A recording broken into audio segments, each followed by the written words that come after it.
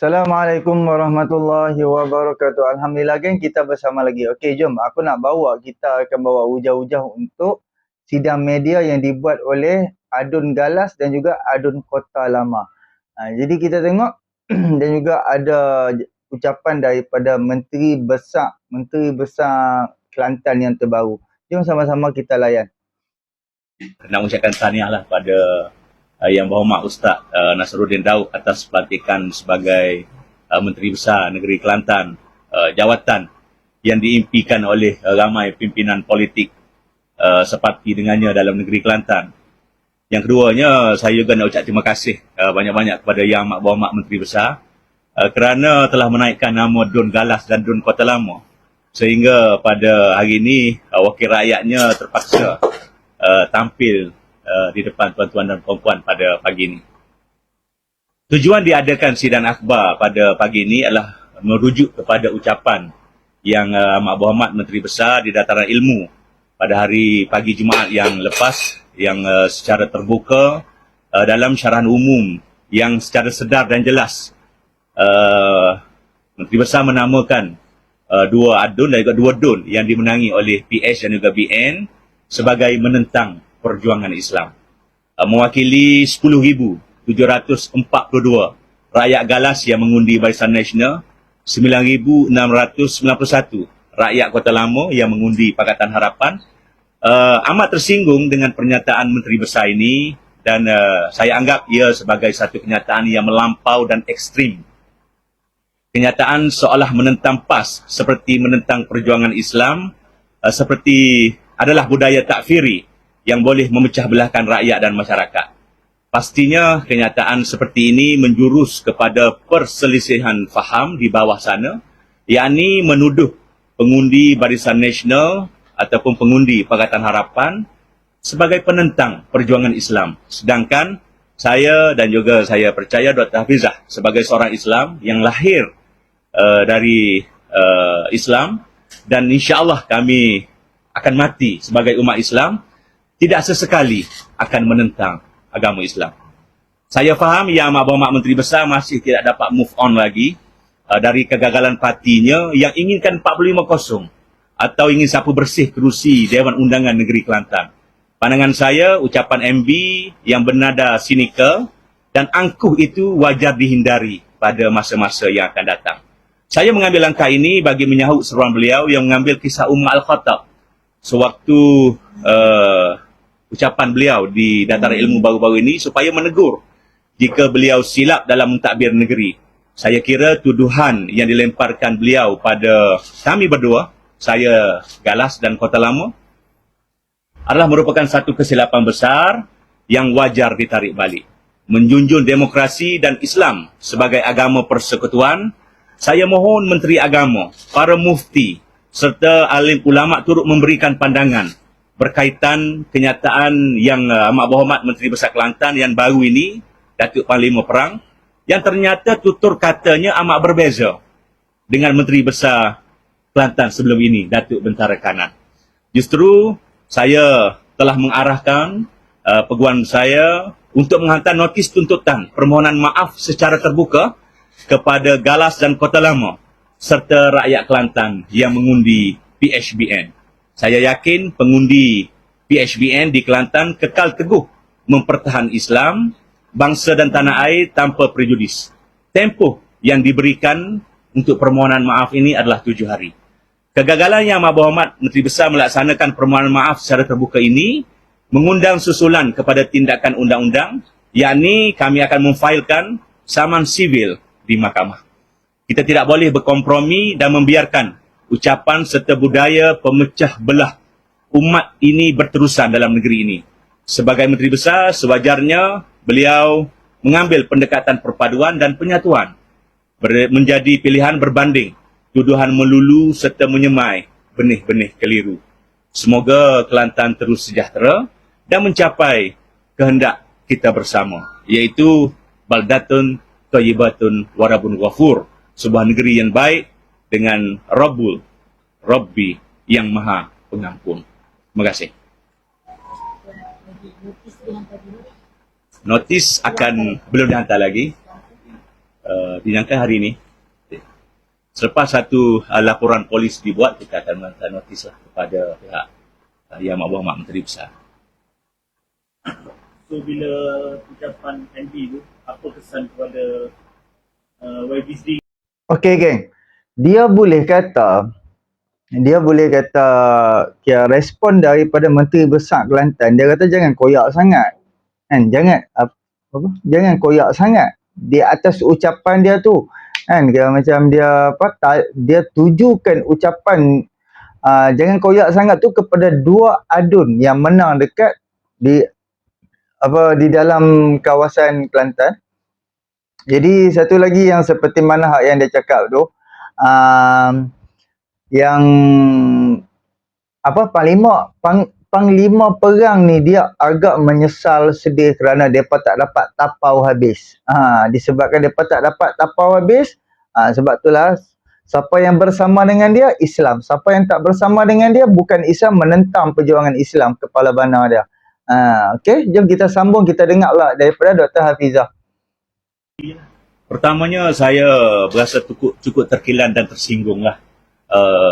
Malu pun ada kerana ini melibatkan maruah sebagai orang Islam, keluarga saya sebagai keluarga yang Islam, seolah dituduh sebagai penentang kepada agama Islam. Okey. Okey, saya tambah sikit. Terima kasih kepada rakan saya YB Galas yang telah menyatakan satu pernyataan yang komprehensif, dan ini sebenarnya adalah satu pernyataan untuk kita menyatakan pendirian kita bahawa negara kita ni negara hukum, kita ada peraturan. Jadi tidak ada siapa pun yang sebenarnya boleh lari daripada peraturan dan apatah lagi tata susila. Dan kita pun berada dalam bulan kemerdekaan. Jadi kenyataan yang dinyatakan dalam suasana terbuka itu amat menyinggung perasaan. Untuk saya sendiri, agaknya kalau ianya personal untuk saya, mungkin siapalah saya dan biasa dah kita ni akan dihina begitu rupa. Tetapi saya tidak rela pengundi kita, penyokong-penyokong kita yang terasa tercabar dengan kenyataan yang tidak bertata susila, yang lari daripada semangat perlembagaan, terutama dinyatakan oleh pimpinan tertinggi negeri ini yang sehari sebelumnya sudah pun menyatakan bahawa akan bekerjasama dengan kerajaan persekutuan. Jadi ini amat bertentangan daripada semangat federalisme, tidak menghormati langsung bahawa dalam negara demokrasi kita ada pilihan rakyat untuk memilih kita. Sebagai bagaimana mungkin kami akan melaksanakan tanggungjawab sebagai penyemak dan imbang dalam Dewan dengan ketua peringkat tertinggi memandang kita dengan begitu serong. Dan bagi saya ini adalah khurafat politik, penyelewengan yang besar yang perlu ditentang oleh rakyat, akar umbi rakyat.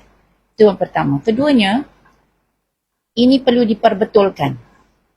Sebab saya nampak kalau ia masyarakat, mungkin tadi YB Syahrudin dah sebutkan tentang alim ulama kita, dia membisu, maka seolah-olah masyarakat kita boleh menerima perkara sedemikian dilakukan oleh pemimpin peringkat tertinggi. Jadi saya bersetuju bahawa kita perlu mengambil tindakan tegas, bahawa kita tidak boleh dipermain-mainkan. Walaupun kami dua dianggap sinikal, tetapi kita mewakili rakyat untuk melaksanakan semak dan imbang. Bayangkan kalau kami tak ada, siapa yang akan menyemak dan imbang? Polisi-polisi dasar yang akan memberi kesan langsung kepada kesejahteraan rakyat Kelantan. Jadi terima kasih pihak media yang datang pada hari ini. Kita doakanlah satu kesudahan yang baik. Ya. Siapa boleh buat kesilapan, tapi yang terbaik adalah orang yang menyatakan maaf dan kita move on untuk memperbaiki atau menambah kesejahteraan negara ini. Okay.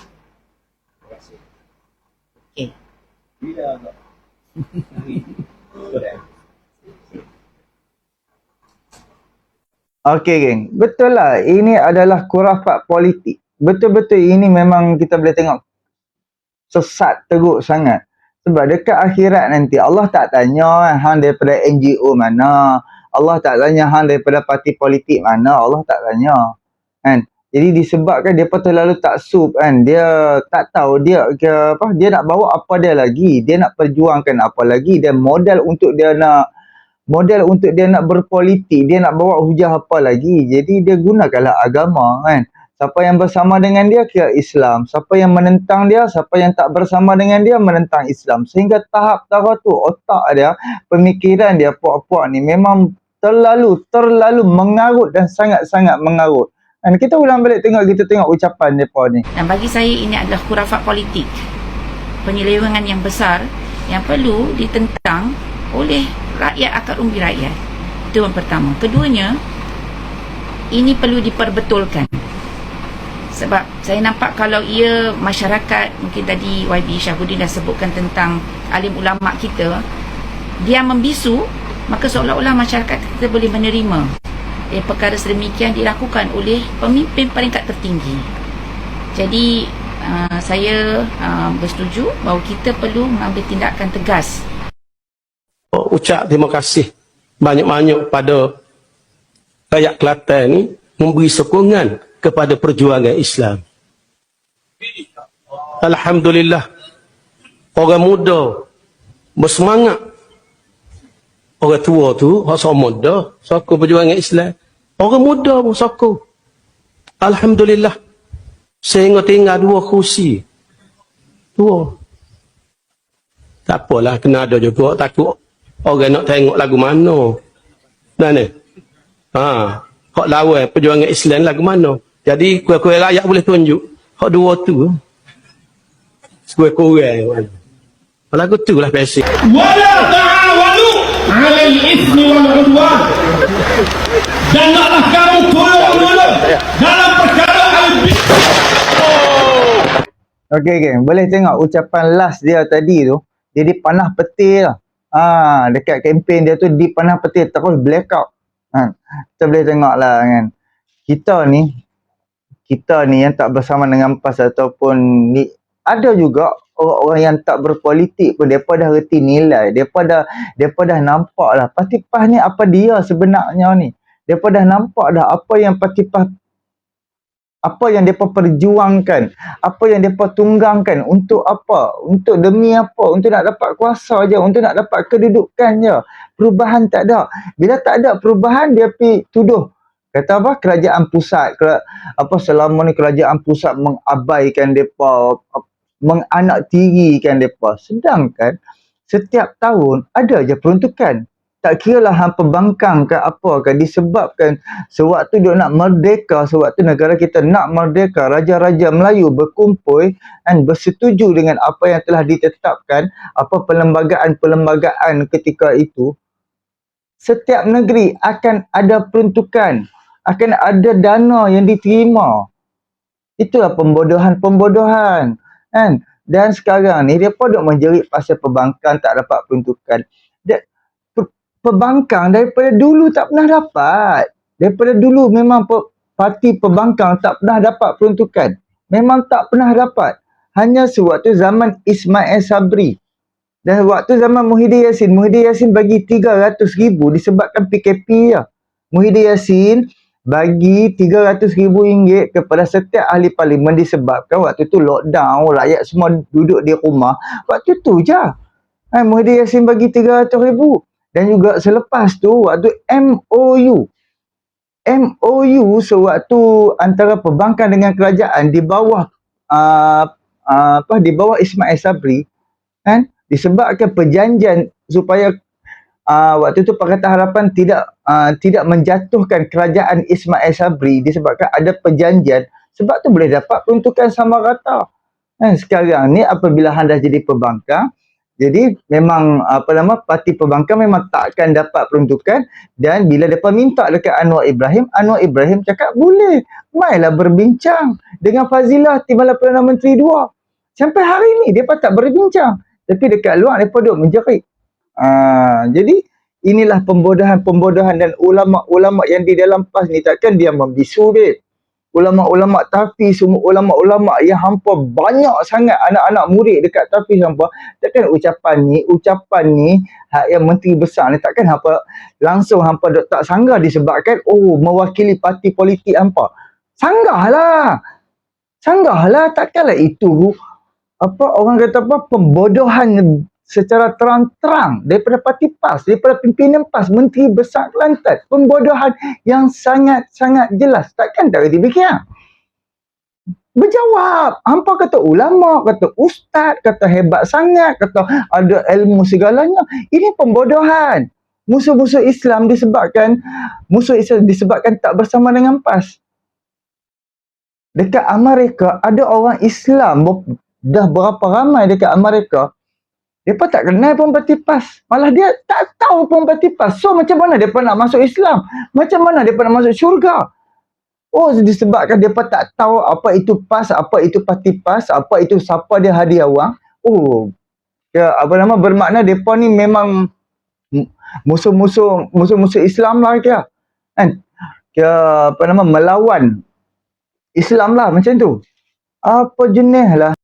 Okey geng, kita bersama dengan seorang brother ni, dia menceritakan soal PAS ni, PAS menunggang agama, macam mana dia tunggang agama untuk dia nak raihkan undi, samalah seperti perniagaan menunggang agama demi nak dapatkan sale. Jom kita bersama-sama.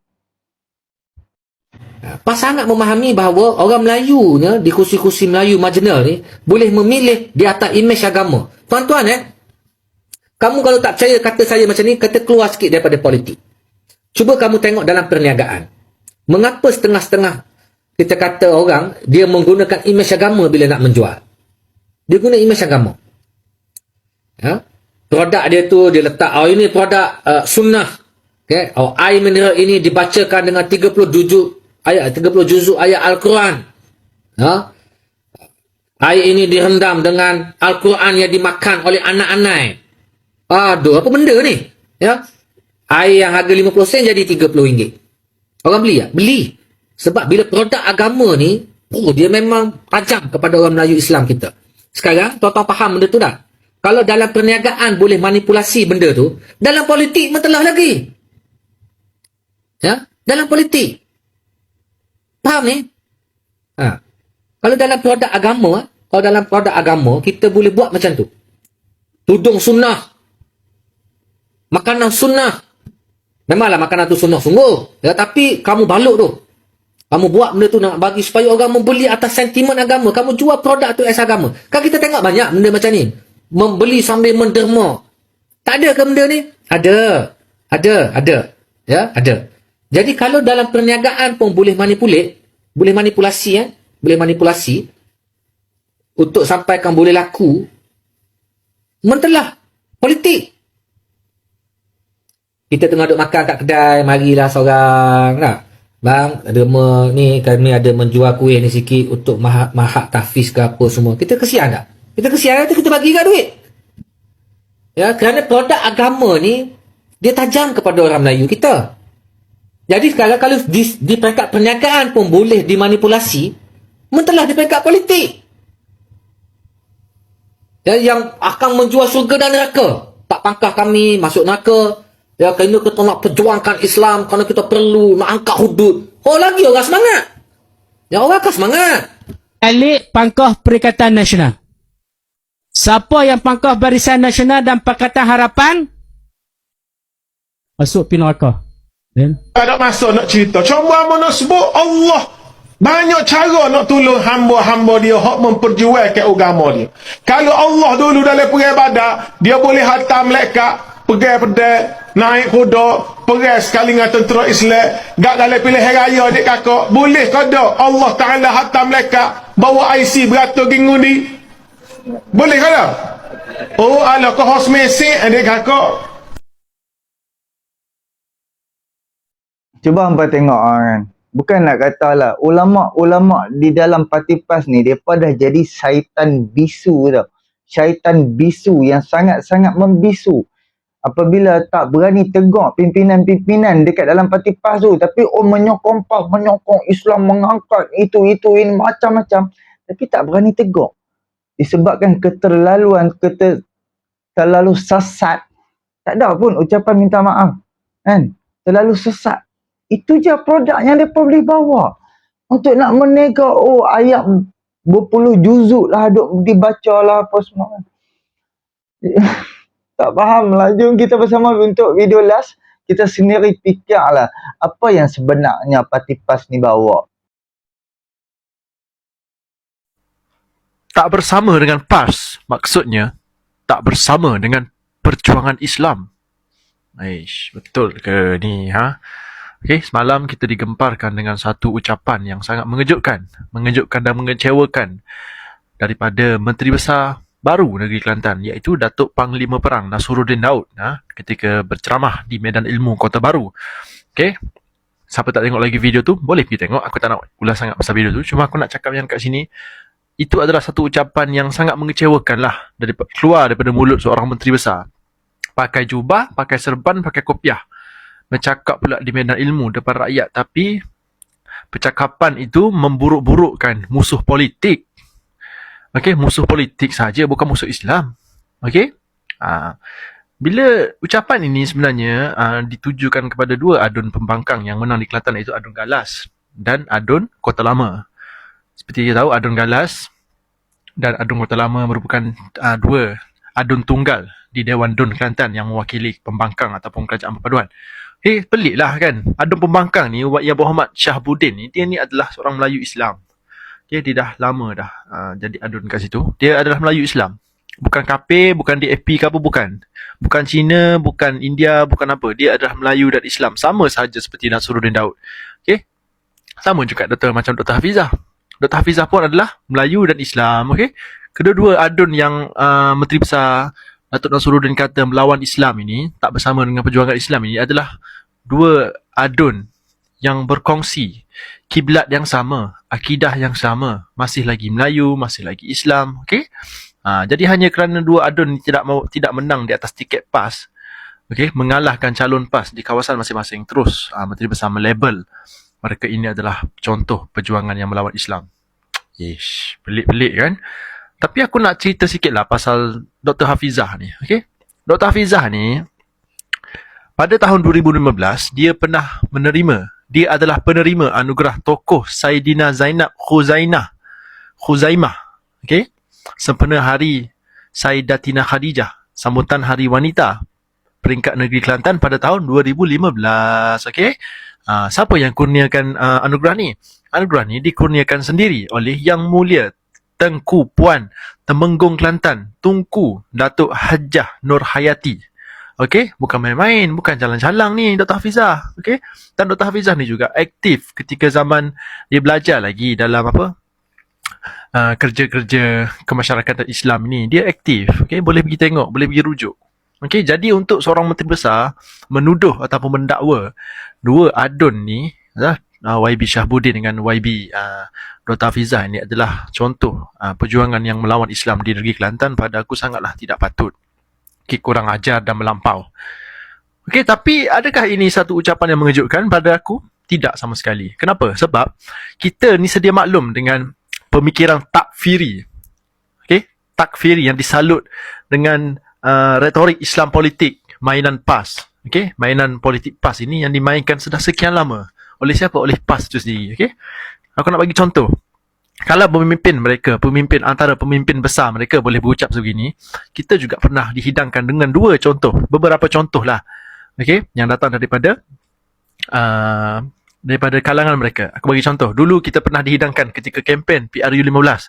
Ketua Pemuda PAS bahagian Sikh pernah menyebut bahawa siapa yang undi parti selain daripada PAS, undi PH atau BN, masuk api neraka. Itu adalah ceritanya. Bukan fitnah, tapi memang diungkapkan sendiri oleh Ketua Pemuda PAS bahagian Sikh. Okay? Yang kedua, apa pula kesan kepada pemikiran takfiri ini?